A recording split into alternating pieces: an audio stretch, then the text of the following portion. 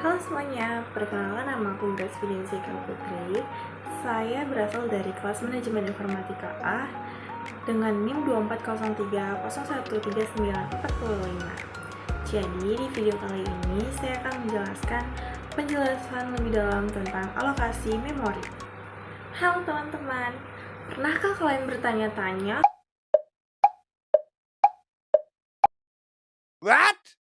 bagaimana komputer tahu di mana harus menyimpan program yang kita jalankan? Nah, jawabannya terletak pada sebuah proses yang disebutkan alokasi memori. Nah, di video ini aku akan membahas secara lengkap tentang cara kerja alokasi memori dalam sistem komputer. Nah, di bagian yang pertama, aku akan menjelaskan tentang pengertian alokasi memori. Jadi, alokasi memori adalah proses pemberian ruang di memori komputer untuk program dan data. Ketika kita membuka aplikasi, sistem operasi akan menentukan bagian mana dari RAM yang bisa digunakan oleh program tersebut.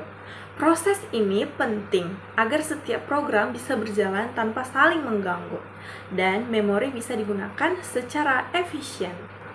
Selanjutnya, di bagian yang kedua, aku akan membahas tentang jenis-jenis dari alokasi memori. Secara umum, alokasi memori terbagi menjadi dua. Yang pertama, alokasi statis, yaitu alokasi yang dilakukan saat program dikompilasi. Ruang memori sudah ditentukan sejak awal. Dan yang kedua, alokasi dinamis, yaitu alokasi yang dilakukan saat program berjalan. Program dapat meminta tambahan memori sesuai kebutuhan, seperti saat menggunakan perintah malloc dalam bahasa C. Nah, ini adalah contoh bahasa C dalam pemrograman Java. Selanjutnya, di bagian yang ketiga, kita akan membahas tentang strategi dari alokasi memori. Ada 3 strategi yang sering digunakan dalam mengalokasikan memori, yaitu yang pertama adalah first fit, yaitu mencari blok memori pertama yang cukup besar, dan yang kedua yaitu best fit, mencari blok yang paling pas agar tidak banyak sisa ruang, dan yang terakhir adalah worst fit, memilih blok terbesar agar sisa ruang tetap besar dan bisa dipakai proses lain. Nah, selanjutnya di bagian yang keempat adalah fragmentasi memori. Nah, selanjutnya di bagian keempat, aku akan membahas tentang fragmentasi memori. Salah satu masalah dalam alokasi memori adalah fragmentasi. Apa sih itu fragmentasi? Fragmentasi terjadi saat banyak ruang kosong yang kecil yang tersebar sehingga sulit digunakan kembali. Ada 2 jenis fragmentasi. Yang pertama adalah internal, yaitu ruang kosong dalam blok yang digunakan. Dan yang kedua, eksternal, yaitu ruang kosong di antara blok-blok memori. Untuk mengatasinya, sistem bisa melakukan kompaksi, yaitu menggabungkan ruang-ruang kosong tersebut. Bagian kelima, yaitu studi kasus sederhana.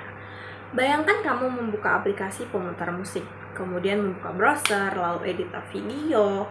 Nah, masing-masing aplikasi akan mendapatkan bagian memori dari sistem. Jika salah satu ditutup, memorinya akan dikembalikan agar bisa digunakan oleh program lain. Itulah prinsip dasar dari alokasi dan delokasi memori. Sebelum saya akan melanjutkan ke topik pembahasan selanjutnya, saya akan menjelaskan tentang delokasi memori sebelumnya. Jadi pengertiannya itu adalah proses melepaskan kembali memori yang sebelumnya telah dialokasikan secara dinamis oleh program ke sistem operasi. Nah, tujuannya adalah untuk mencegah memori leak, yaitu kondisi ketika memori tidak digunakan lagi tetapi tidak dibebaskan. Dalam bahasa C, delokasi dilakukan dengan fungsi free dalam kurung tutup kurung. Misalnya, free dalam kurung ptr titik koma. Nah, setelah memori dibebaskan, pointer sebaiknya diset ke 0 untuk menghindari akses tidak sah ke memori yang sudah dilepaskan. Sebagai penutup, jadi alokasi memori adalah bagian penting dari manajemen sumber daya dalam komputer. Tanpa sistem ini, program tidak bisa berjalan dengan efisien dan bisa saling mengganggu. Semoga penjelasan ini membantu dan bisa dipahami bagaimana komputer bekerja di balik layar. Terima kasih sudah menonton. Jangan lupa like dan subscribe untuk konten menarik lainnya. Bye-bye.